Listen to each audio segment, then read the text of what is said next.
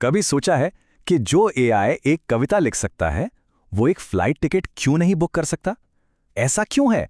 आज हम इसी पहेली को सुलझाने वाले हैं और एआई की दुनिया में हो रही इस क्रांति को समझने वाले हैं।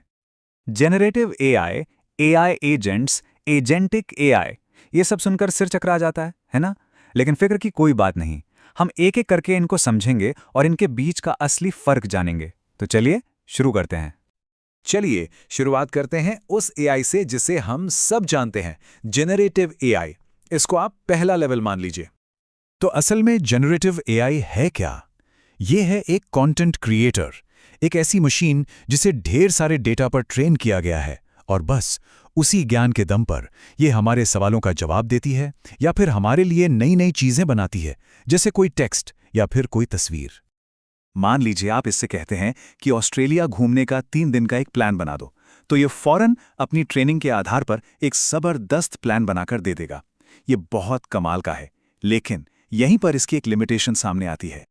देखिए, इसकी दिक्कत यह है कि इसका जो ज्ञान है वो एक पॉइंट पर आके रुक गया है, फ्रीज हो गया है। मतलब इसे जो सिखाया गया है ये सिर्फ उतना ही बता सकता है। ये इंटरनेट पर जाकर रियल टाइम में ये नहीं देख सकता कि कल की फ्लाइट का दाम क्या है। क्यों? क्योंकि उसके लिए लाइव डेटा चाहिए और वो इसके पास है ही नहीं। तो फिर इस लिमिटेशन को पार कैसे करें?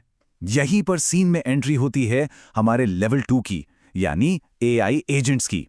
अब एआई सिर्फ एक सोचने वाला नहीं रहा, अब वो एक करने वाला बन गया है। अब यहां से चीजें बहुत इंटरेस्टिंग होने लगती हैं। क्यों? क्योंकि यहीं पर एआई पहली बार असली दुनिया से कनेक्ट होता है। उसे मिल जाते हैं टूल्स, बिल्कुल हथौड़े या स्क्रू ड्राइवर जैसे औजार।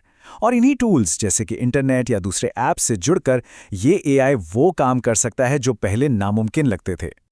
तो एक एआई एजेंट सिर्फ सवालों के जवाब नहीं देता, वो एक्शन लेता है। वो एपीआईज जैसे खास टूल्स का इस्तेमाल करता है, बाहरी दुनिया से जुड़ता है, जानकारी इकट्ठा करता है और जो भी काम उसे दिया गया है उसे पूरा करने के लिए खुद ब खुद कदम उठाता है। एक उदाहरण से समझते हैं। आपने इसे कहा सबसे सस्ती फ्लाइट बुक करो, तो ये एजेंट क्या करेगा? ये फौरन एक ट्रैवल ऐप के एपीआई से कनेक्ट होगा, सारी फ्लाइट सर्च करेगा, उनकी कीमतों को कंपेयर करेगा और जो सबसे सस्ता ऑप्शन है उसे चुनकर टिकट भी बुक कर देगा। सब कुछ अपने आप।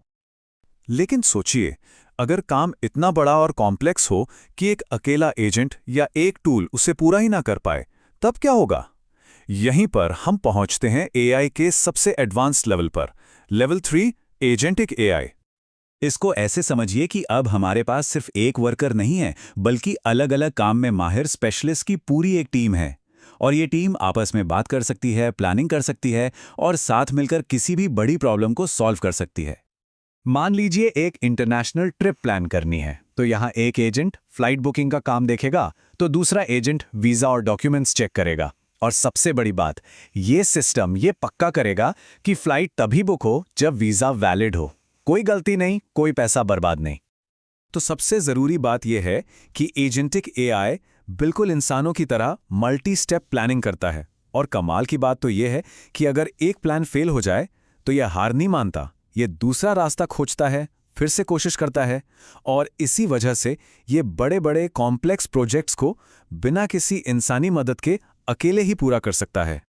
ये एक जबरदस्त उदाहरण है। सोचिए किसी कंपनी में एक नए एम्प्लॉय की ऑनबोर्डिंग करनी है।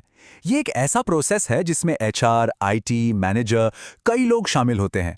एजेंटिक एआई इस पूरे प्रोसेस को अकेले हैंडल कर सकता है। तो चलिए अब इन तीनों को एक साथ रखकर देखते हैं, ताकि पूरी पिक्चर एकदम क्लियर हो जाए। तो जैसा हम देख सकते हैं, जैसे जैसे हम जनरेटिव एआई से एजेंटिक एआई की तरफ बढ़ रहे हैं, एआई की ऑटोनॉमी यानी खुद से काम करने की ताकत, कॉम्प्लेक्स प्रॉब्लम्स को सॉल्व करने की काबिलियत और टूल्स इस्तेमाल करने की क्षमता, सब कुछ जबरदस्त तरीके से बढ़ जाता है। तो संक्षेप में कहें तो जेनरेटिव एआई सोचता है, एआई एजेंट करता है और एजेंटिक एआई सिस्टम रणनीति बनाता है और मिलकर काम करता है।